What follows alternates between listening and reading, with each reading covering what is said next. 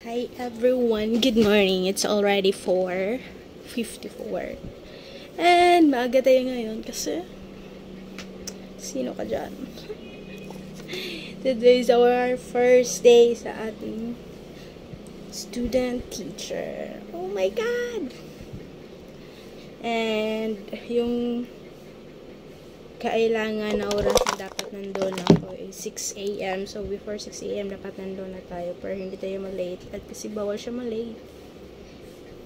First day of class, baka maano ka, B. Number 1 record ka. Student or teacher. First day of class, late. Bastos! And it's yung susuotin namin sis wala pa kami yung pang practicum na aming uniform. Yung susuotin namin is yun muna yung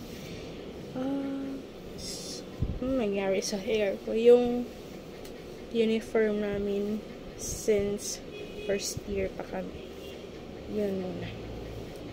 So lang, and kailangan nakapinangko pa rin kami kahit hindi na kami sa school namin nakapasok kasi dala pa rin namin yung name ng aming school at Alizay City College. So, dapat maging maamo tayo. Yung mukha na maamong-amo. Uy, ba yun? Alam mo ba yung pinakamahirap? Isa sa mga pinakamahirap gawin ko pag nag-prepare ako sa school is yung hair ko kasi kailangan siyang nakaband, tapos yung hair ko is may attitude siya, B. Magka-attitude kami ng hair ko. May sarili siyang mundo minsan. Ano ba yun? Ayan. Minsan gusto ko yung ayos na ganito. Minsan hindi ko mawari. Bakit hindi ko talaga siya maintindihan yung hair, yung clothes na hindi siya nakikisabay. Alam niyo ba yun? So ito na siya.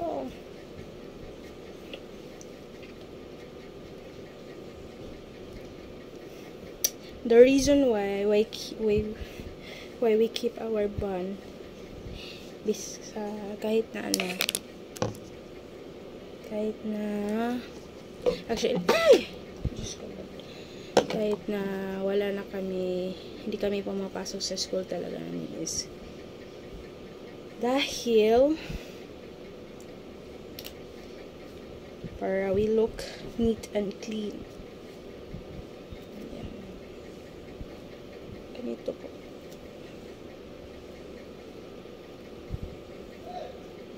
Yan. Para mukha tayong tayo magmukhang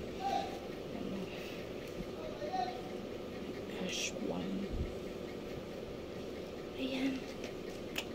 So this is our final look ng ating hair. Ayan. Ang pangit mo ka ba niyo? Talagang bumukha ka pa siya. Yung duty namin doon is meron kaming DTR. DTR yung gamit namin sa time in and out namin. Yung duty ko is 6 a.m. till 12 noon. And then yung sa afternoon session naman is 12:30 to 6:30. So I chose morning instead of afternoon kasi mas maganda yung aga. Okay? Ay! Ito na siya.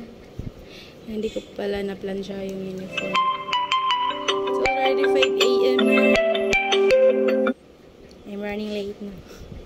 Kailangan kasi ako makaalis ng 5:15.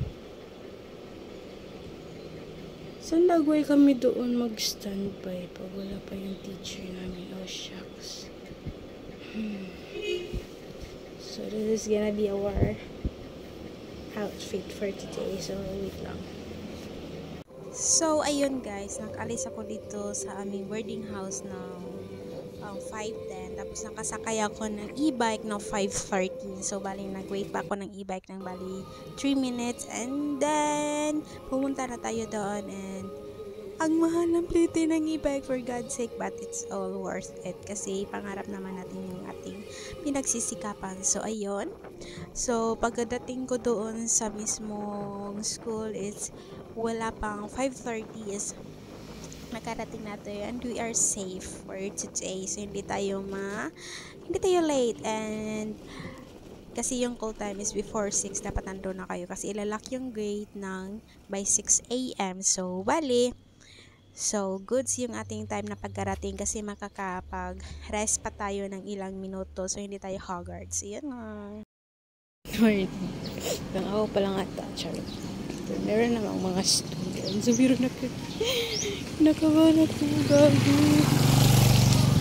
Sana siya.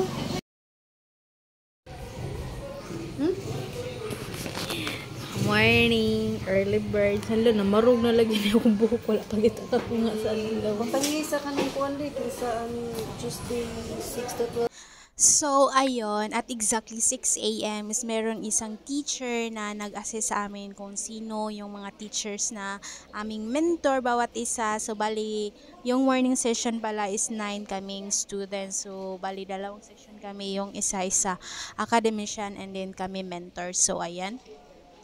So, after nung nag-assist na amin, sinabihan niya kami kung ano yung mga building, ano yung floor, yung aming mentor. So, ayan, pinapapunta niya kami kung ilang building 1, 2, 3 ba, or first, second, third floor, anong ganon. So, siya yung nag-assist sa amin. So, a big thanks to you, ma'am. Kaya nakalimutan ko talaga yung name niya kasi ganun kasi akong tao. I tend to forget everything. So, yan. Pag na remember kita, so you're so lucky. So, ayan. Nung pagkatapos nung nalaman ko yung building number, room number ng mentor ko is, ayun, pumunta agad ako sa kanya. And grabe yung pawis ko nung pagpunta ko doon kasi grabe talaga yung aking kababig. Alam niyo ba yun, simula pa lang nung orientation day namin is grabe na talaga yung aking kaba na hindi ko maintindihan, hindi ko mawari yung aking sarili. But ako kinakabahan kasi nag-overthink kasi ako kasi iniisip ko kasi baka kasi hindi ko kakayanin. Yun yung lagi yung nasa isip ko, napaka-negative ko mag-isip this time. So, ayun. Nung pagkapasok ko, sabi ko, good morning, ma'am. Char, napaka-amo ng mukha ko. Nasaan po si Ma'am Rona, ganun. Siya yung table trees. Thank you so much. Ayun, pagkadating ko doon is, nag-approach ako agad sa kanya. Sabi ko, good morning, ma'am. So, meron po ba kayo papagawa yung mga ganito, ganyan? So, ayan. So, sabi niya sa akin, yung Monday session is, nag-help siya ng mag-check ng papers sa mga students. Sabi niya, okay lang ba sa'yo yun? Kasi, okay lang po yun, ma'am. Walang pong problema sa akin. Mas okay lang yung may ginagawa ko kaysa wala akong gagawin. Baka kasi makatulog ako doon sa antok. So, ayan. Nag-start sa first, second, and third period niya is nag-check lang ako. Huwag niyo ako i-judge kung bakit 3 hours akong nag-check. I have my reasons, okay? And hindi ko pa siya kayang i-share this time kasi baka hindi ko alam kung ano yung magiging reaction niya. So, yun lang. So, after nun is na doon na ako sa kanyang 4th period at saka 5th is nakapag-observe na talaga ako ng tuloy-tuloyan na talagang observe na meron na talagang ano bang tawag doon? I can say na may natutunan na din ako sa kanya kung ano yung mga strategies na ginagamit niya, kung paano siya magsisimula sa kanyang klase, and I am so happy and thankful kasi meron akong natutunan, B. So, ayan. And I can say that my first day as an observer student is super amazing kasi iba pala yung aking iniisip kaysa doon talaga sa reality ng field study. Ang grabe yung experience B, and I am so happy and thankful kasi meron din akong natutunan dun sa mga students and doon din sa mga mentor namin and doon din sa co-observer ko din kasi meron din silang sinishare. Ang grabe yung sharing namin pagkatapos ng aming session. So, I can say that this is super amazing and hopefully soon is meron pa akong matutunan ng madami pa. So, yun lang.